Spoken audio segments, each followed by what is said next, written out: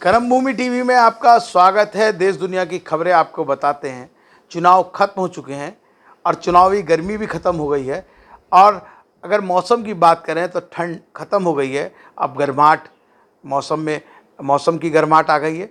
लेकिन मौसम विभाग की अगर बात करें तो मौसम विभाग कह रहा है कि अभी कुछ दिनों में पहाड़ी क्षेत्रों में बर्फबारी गिरेगी और ठंड होने की थोड़ी बहुत संभावना की बात हो रही है। अगर अब नेताओं की बात करूं, अगर कोटद्वार की बात करें तो सुरेंद्र सिंह नेगी जो कांग्रेस के नेता हैं वो अपने घर में बैठ के अपने लोगों से मंत्रणा कर रहे हैं। अगर भारतीय जनता पार्टी की नेता रितु खंडूरी की बात करें तो वो कोटद्वार में नहीं है, कोटद्वार से बाहर हैं। और जो बाहरी और अंदर की बात हो रही थी, मैं उसी बात को कह रहा हूँ कि वो कोटद्वार से बाहर रह के मंत्रणा कर रही हैं। फिलहाल वो कोटद्वार में नहीं है। और धीरेन्द्र सिंह नेगी अपने घर में बैठ के अपने लोगों से चर्चा कर रहे हैं। जो निर्दलीय प्रत्याशी एक बागी थे भारतीय जनता पार्टी के, वैसे ही आम आदमी पार्टी के जो नेता थे अरविंद वर्मा जी, वो अपनी वकालत में मस्त हो गए और लोगों से भी बात कर रहे हैं, चर्चा भी कर रहे हैं और वकालत भी कर रहे हैं। और रोहित डंडराल जी एक उत्तराखंड डेमोक्रेटिक पार्टी से खड़े थे, वो भी सुप्रीम कोर्ट में वकील हैं, वो भी अपनी वकालत में मस्त हो गए। और रिजल्ट क्या आएगा अभी सब लोग सोच रहे हैं कि ये 10 तारीख मार्च को जब रिजल्ट खुलेगा क्या होगा, कैसे होगा, कौन जीतेगा, कौन हारेगा, किसको कितने कितने मत मिलेंगे, कितने मतों से जीतेगा। बहुत सारी बातें कयास लगाई जा रही है। मेरे साथ आज मौजूद हैं एक बार फिर गिरिराज हिंदवान जी, जो प्रदेश प्रवक्ता हैं कांग्रेस पार्टी के, और वो भी बड़े रिलैक्स मूड में हैं। और जिस तरीके से आरोप प्रत्यारोपों की राजनीति चल रही थी उससे दूर हटकर वो हमारे साथ बैठे, उनसे बात करेंगे, उनकी पढ़ाई के बारे में बात करेंगे। वो कहाँ से पढ़े, कहाँ से ग्रेजुएट हुए, क्या हुआ, कैसे राजनीति में आए, क्या क्या चीज़ें हुई, किस तरीके से सुरेंद्र सिंह नेगी जी से जुड़े, किस तरीके से सूर्यकांत धस्माना जी से जुड़े। बहुत सारी राजनीतिक उठापटक के बीच और कांग्रेस ही क्यों चुनी ये भी उनसे पूछेंगे, कांग्रेस पार्टी क्यों चुनी। गिरिराज हिंदवान जी, आपका कर्मभूमि टीवी में बहुत बहुत स्वागत है। धन्यवाद राजीव जी, बहुत बहुत धन्यवाद। जिस तरीके से आप रिलैक्स मूड में आप बैठे हैं, क्या क्या चल रहा है, मतलब मन में, और किस तरह के कयास लगाए जा रहे हैं? राजीव जी, सबसे पहले तो मैं कल कुछ घटनाएं ऐसी हुई हैं शहर में जिन्होंने वाकई झकझोर दिया है।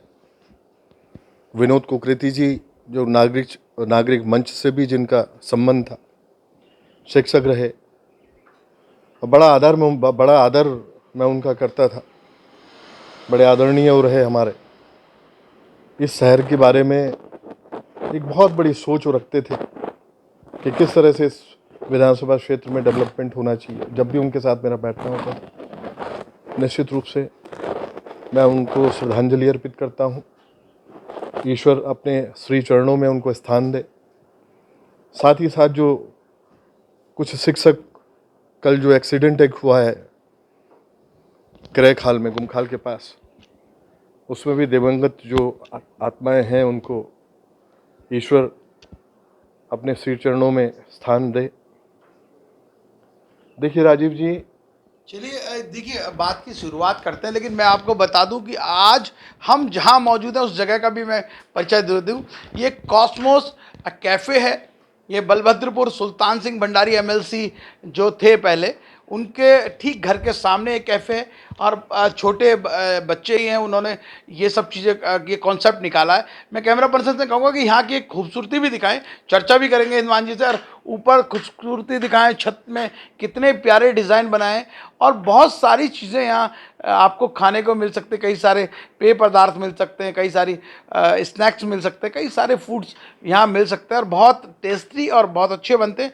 आज हमने सोचा कि इनका भी हौसला बढ़ाया जाए और बैठा जाए यहाँ पर, यहीं पर चर्चा करी जाए, जिससे कि एक इनके बारे में भी आपको जानने का मौका मिले और देखने का मौका मिले कि किस तरह का रेस्टोरेंट बना है। बड़ा खूबसूरत ये छत का डिज़ाइन आपको दिखा रहे हैं। छतों पर डिज़ाइन लिखा है, कहीं पे पहाड़ी लिखा हुआ है, कहीं पे कुछ लिखा हुआ है। बहुत प्यारे डिज़ाइन बना रखे हैं और बहुत खूबसूरती के साथ यहाँ काम किया गया है। और हिंदवान जी से जो चर्चा हम कर रहे हैं उस पर हम वापस आएंगे और बात करेंगे हिंदवान जी से कि हिंदवान जी, गिरिराज हिंदवान जी, अब सब रिलैक्स मूड में चल रहा है, और क्या मन में चल रहा है, क्या आशंकाएं हैं, क्या चीज़ लग रही है, किस तरह का आप मन में सोच के बैठे हैं? देखिए राजीव जी, जिस तरह का ये चुनाव था,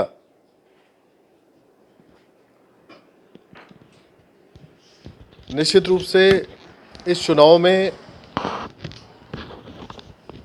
जो उत्तराखंड की जनता का जो मूड था वो पूरी तरह से कांग्रेस के पक्ष में था।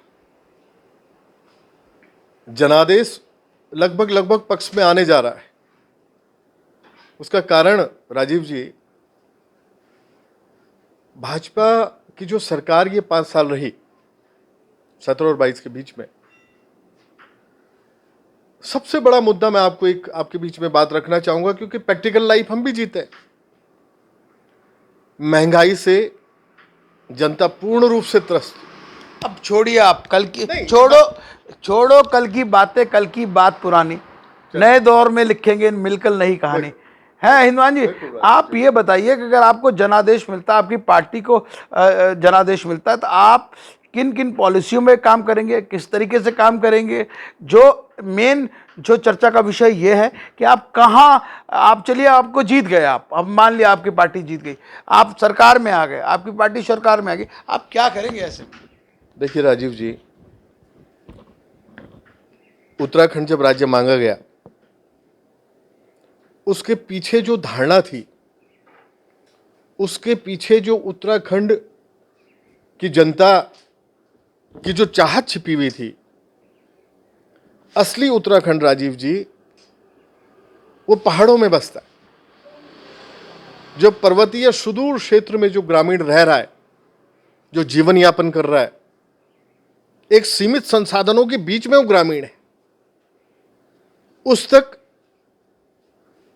विकास की जो किरण है, उस तक जो सरकार योजना बनाए, और योजना निश्चित रूप से कांग्रेस की आपने बात की, अगर शासित होती है, सरकार बनती है, हम लोग उस ग्रामीण तक पहुंचना चाहेंगे। आपकी सरकारें पहले भी रही, आप अभी तक ग्रामीण तक नहीं पहुंच पाए। राजीव जी, जो प्लानिंग्स हरीश रावत जी जब मुख्यमंत्री रहे, और तिवाड़ी जी जो नारायण तिवाड़ी जी हमारे जो मुख्यमंत्री रहे 2002 से 7 तक, तब भी पॉलिसीज बनाई गई थी। लेकिन हरीश रावत जी जब मुख्यमंत्री हमारे 2012 और 17 के बीच में रहे, तो पारंपरिक खेती की अगर मैं आपके सामने बात रखता हूं, वाकई प्रैक्टिकली उन्होंने पारंपरिक खेती, मंडुए की हो, झंगोरे की हो, पहाड़ी दालें हो, विलेज टूरिज्म की अगर उन्होंने बात की, कि जो गांव का जो परिवेश हमारा है, जो गांव जो हमारा आज जो गांव वाकई पलायन हुआ है गांव से, निश्चित रूप से एक गांव में लगभग 4 और 5 और 6 परिवार, कहीं कहीं ऐसी भी स्थिति है गांव की कि जहां 50 परिवार होते थे, 4-5 परिवार। अब क्या करेंगे आप पॉलिसी बताइए। विलेज टूरिज्म को हम लोग बढ़ावा इसलिए देंगे, और विलेज टूरिज्म की जो स्थिति होगी कि जो गांव हमारा, गांव का जो परिवेश है, मूल में जो परिवेश है गांव का, उसी परिवेश में उस गांव को हाइजीन बना के, उस गांव को साफ सुथरा बना के, और वही ग्रामीण जो हमारा भोजन जो होता है, उसी को टूरिस्ट जब टूरिस्ट आए गांव में, उसको वही भोजन, उसको पहाड़ का जो भोजन है, उसी को हम परोसने का कार्य करेंगे। और एक हिमाचल की तर्ज में, हिमाचल में निश्चित रूप से उसको एक रोल मॉडल हम बना सकते हैं। एक सामने रख के, एक एग्जाम्पल हम सामने रख के, एक उदाहरण जो उन्होंने पेश किया है हिमाचल की सरकार ने, वो उस तर्ज पे विलेज टूरिज्म को हम बढ़ावा दे सकते हैं। और निश्चित रूप से सरकार अगर बनती है तो इस तरफ पूरी तरह से ध्यान देगी, और उसमें एक चीज होगी राजीव जी। चलिए, हिंदुमान जी कह रहे हैं कि विलेज टूरिज्म को बढ़ावा देंगे। देखिए, कांग्रेस की सरकार भी इस प्रदेश में रही है, अब भारतीय जनता पार्टी की भी सरकार रही है, लेकिन हर बार वादे होते हैं और वादे टूट जाते हैं। और ये कहें कि चाहे कांग्रेस पार्टी हो, भारतीय जनता पार्टी हो, वादे करती है, टूट जाती है। मैं उत्तराखंड राज्य की बात करूं तो अगर विलेज टूरिज्म की ज़रूरत है उन किसानों को बचाने की जो आज भी खेतों पर खेती करने जा रहे हैं, उन किसानों की को बचाने की ज़रूरत है जो आज भी उन खेतों में बंदरों, सूअरों, जंगली जानवरों से जूझ रहे हैं, उनको बचाने की ज़रूरत है। आज भी ज़रूरत है हमें रोजगार की, जिससे कि पलायन रुक सके। कांग्रेस और भारतीय जनता पार्टी दोनों पार्टियां सरकारों में रही हैं, अब फेलियर रही हैं उत्तराखंड राज्य के अंदर ये सब काम करने के लिए। मैं फिर से निवेदन करूंगा गिरिराज हिंदवान जी से, सरकार से, आने वाली सरकार चाहे भारतीय जनता पार्टी हो चाहे कांग्रेस सरकार, उनसे निवेदन करूंगा कि एक बार अपने लोगों से के बारे में सोचें, एक बार उस अंतिम पंक्ति के व्यक्ति के बारे में सोचें जो अंतिम पंक्ति में खड़ा है, पहाड़ी आदमी, उसके बारे में सोचें कि कैसे उसका रोजगार हो, कैसे वो घर में रुक जाए, विलेज टूरिज्म कैसे डेवलप हो, यहाँ की जड़ी बूटियों का कैसे उपयोग सही हो, कैसे उन्हें नशा मुक्त करा जाए। जिस तरह से लगातार शराब की दुकानें खुलती जा रही हैं, फैक्ट्रियां पहाड़ों में खुलती जा रही हैं, हम नशा मुक्त उत्तराखंड की बात करते थे, भारतीय जनता पार्टी हो चाहे कांग्रेस हो, दोनों ने शराब की फैक्ट्रियां खोल दी। ऐसे में कैसे आप नशा मुक्त करेंगे समाज को? तो बड़ा अचंभित बात है कि वादे सब कर रहे हैं, वादा कहते हैं कि वादा तो टूट जाता है, तो वादे की बातें तो हम करेंगे भी नहीं। हिंदवान जी से एक बात कहेंगे कि जैसे भू कानून की बात लगातार उठ रही थी, आज भी उठ रही है, गैरसैंण स्थायी राजनीति की बात लगातार उठ रही है कि गैरसैंण स्थायी राजनीति नहीं बनाई जाए, बेरोजगारी भत्ता दिया जाए। जिन लोगों को रोजगार, ग्रेजुएशन करे हुए लोगों को रोजगार नहीं दे पा रही सरकार, वो उनको कम से कम बेरोजगारी भत्ता देने की बात करी जाए। उन बुजुर्ग महिलाओं, माताओं को जो वृद्धावस्था पेंशन ले रही हैं, उनको 1500 रुपये वृद्धावस्था पेंशन है, उसको 15,000 करा जाए। कोई विकलांग पेंशन जो है 1500 रुपये, उसको कम से कम 15,000 रुपये करा जाए।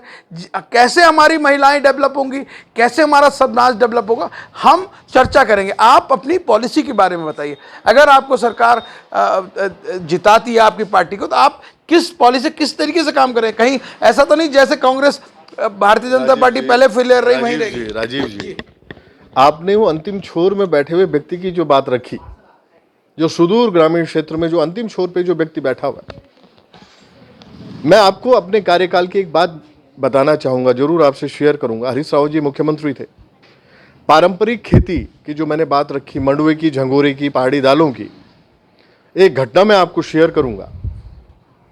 चंद्रशेखर भट्ट जी एक करुणाश्रम मेले में, जो डीएम हमारे थे चंद्रशेखर भट्ट जी, बाद में कमिश्नर हुए, भट्ट जी ने मुझे एक बात शेयर की कि हिंदवान जी यार, एक बात मैं आपसे शेयर कर रहा हूं।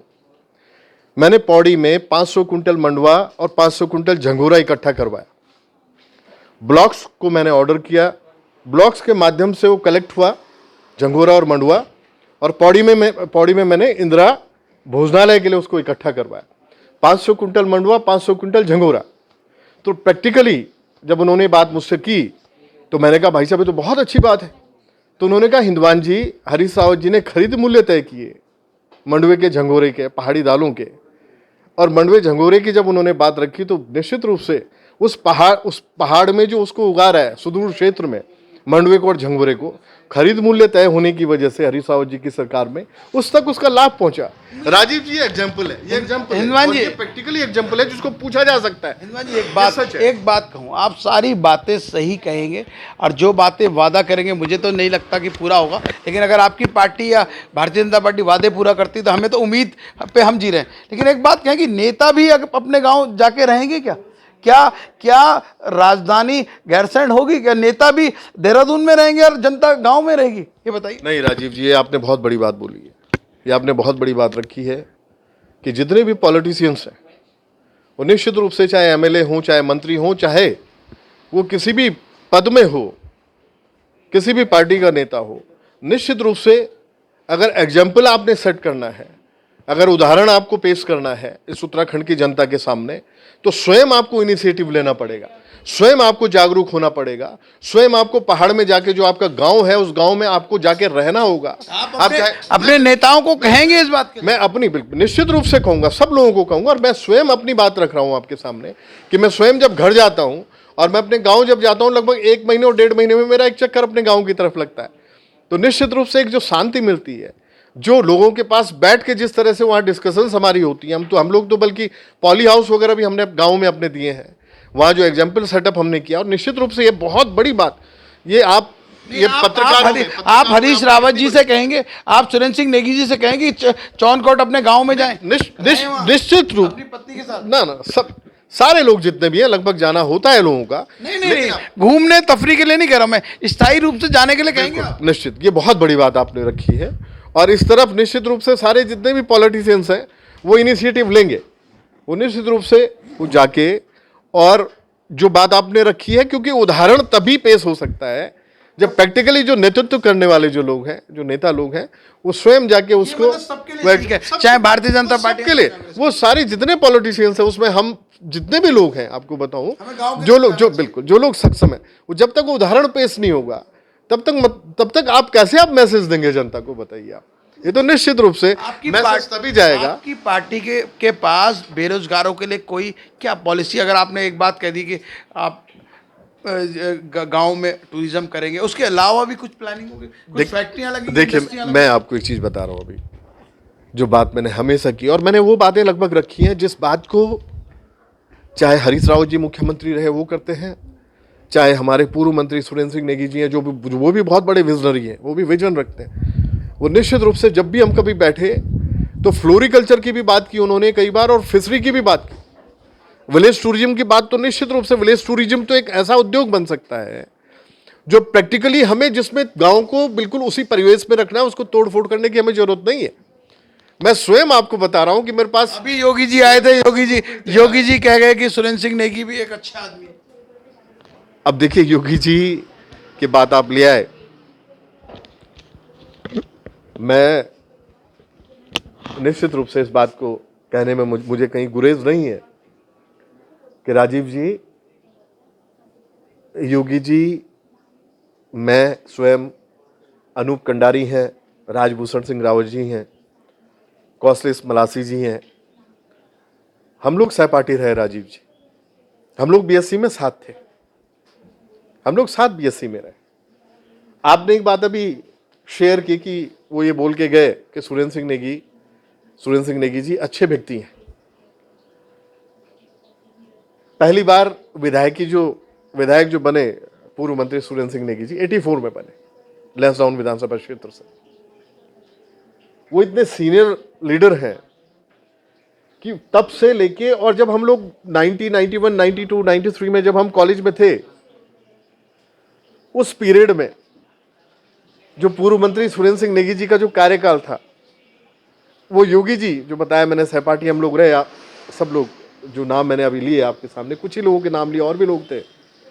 लेकिन ये बात मैं इसलिए शेयर आपसे कर रहा हूं कि उन्होंने वो समय नेगी जी का देखा, पूर्व मंत्री सुरेंद्र सिंह नेगी जी का, जब वो 2 पत्ती पे इंडिपेंडेंट चुनाव जीते थे। राजीव जी उस समय 3 विधानसभाएं, लैंसडाउन विधानसभा के नाम से उस समय सीट थी, लेकिन आज जो 3 कॉन्स्टिट्यूंसीज हैं, यमकेश्वर है, लैंसडाउन है, कोटद्वारा है, वो एक हुआ करती। चलिए, आप ये तो सुरेंद्र सिंह नेगी जी की तारीफ हो गई, लेकिन उन्होंने ये भी कहा कि वो पार्टी गलत पार्टी में, तो ये एक बात ये भी तो कह दी उन्होंने। मैं केवल राजीव जी, मैं केवल एक सेंटेंस पे जाऊंगा ना, मैं एक सेंटेंस पे चलिए छोड़िए उन्होंने क्या कहा क्या नहीं कहा, मैंने केवल वो सेंटेंस उठाया जो आपने बोला कि सुरेंद्र सिंह नेगी। हाँ, चलिए हम भी मानते हैं कि सुरेंद्र सिंह नेगी एक अच्छे आदमी है, लेकिन अगर उत्तराखंड के विकास की बात करें तो मैं तो कांग्रेस पार्टी हो चाहे भारतीय जनता पार्टी हो, दोनों को फेलियर मानता हूं विकास के नाम पर।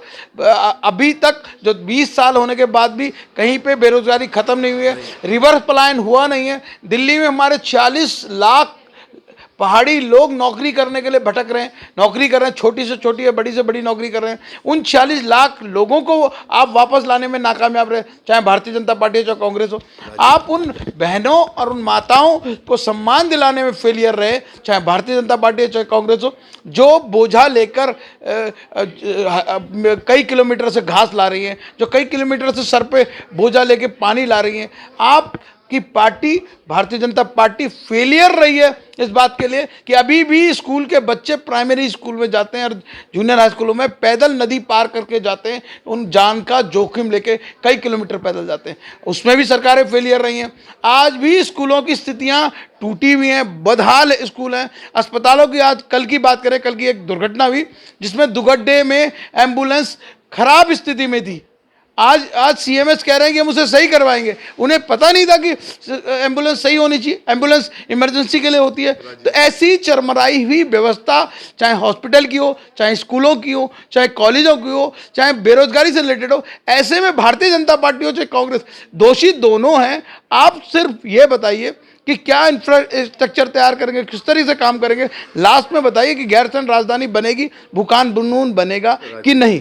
राजीव जी, कल का जो आपने जिक्र किया, ये जो 5 साल शासित रही भाजपा, हम लोगों ने 2012 और 17 के बीच में हॉस्पिटल दिया, बेस हॉस्पिटल। सुन लीजिएगा, मैं आगे की प्लानिंग कर रहा हूँ, पुरानी बात छोड़िए आप, पुरानी छोड़िए आप। एक बात रखना, आपने जुआ मार्ग पे क्या पुल बना दिया आपकी सरकार में? आप ये बताइए, सकाली सड़ा में पुल बना दिया? आपका तो खुद का ससुराल है वहाँ सकाली सड़ा। ये बताइए, आपने ऐसा चरक को सड़क बना दिया? बात वो नहीं कर रहा मैं, केवल एक बात आपके बीच में बात 17 की बात छोड़िए आप ये बताइए आगे का प्लान क्या है? कल वाली नहीं, का जब आपने जिक्र किया तो इसलिए मैं आगे का प्लान नहीं, कौन दोषी है? 5 साल कौन दोषी है? होती हुई स्थिति में रहे 5 साल नहीं, कौन नहीं, आप 5 साल की बात करें।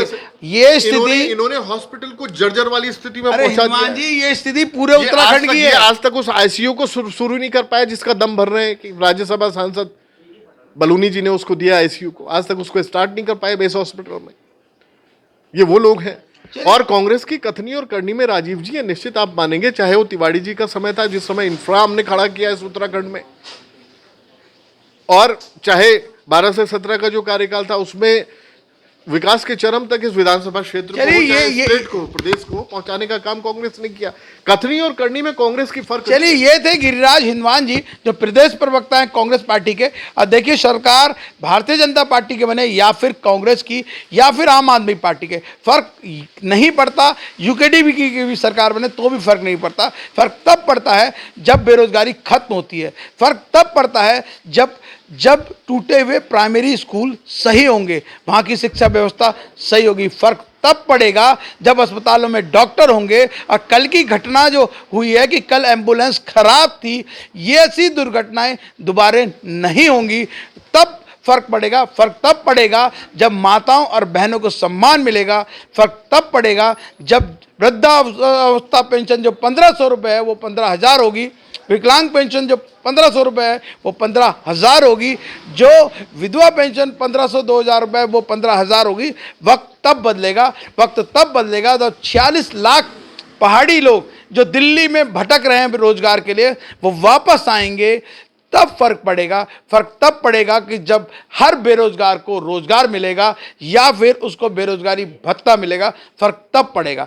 गिरिराज जी हिंदवान जी का हम कर्मभूमि में स्वागत करते हैं और धन्यवाद करते हैं, वो हमारे स्टूडियो में आए, हमारे साथ बैठे। और मैं इस कैफ़े का, कॉस्मोस कैफ़े के ऑनर का भी धन्यवाद देता हूं, जहां हम बैठे हैं आज, हम जहां वार्ता करते हैं। और आपसे कहेंगे कि कभी अगर चाय पीने का लुफ्त उठाने, कॉफ़ी पीने का लुफ्त उठाने का मन हो तो आप आइए। ये बलभद्रपुर में एमएलसी सुल्तान सिंह भंडारी जी के ठीक घर के सामने, आप आइए, लुफ्त उठाइए। बात यह है कि उत्तराखंड राज्य के बनने के बाद भी हमारे सपने अधूरे हैं, शहीदों के सपने अधूरे हैं। जिन लोगों ने इसको बलिदान देकर उत्तराखंड राज्य बनाया, उनके सपने अधूरे हैं। कब पूरे होंगे, ये सवाल हमेशा खड़ा रहता है। आने वाला वक्त बताएगा कि ये सवालों का जवाब हमें मिल पाएगा कि नहीं। जय हिंद दोस्तों।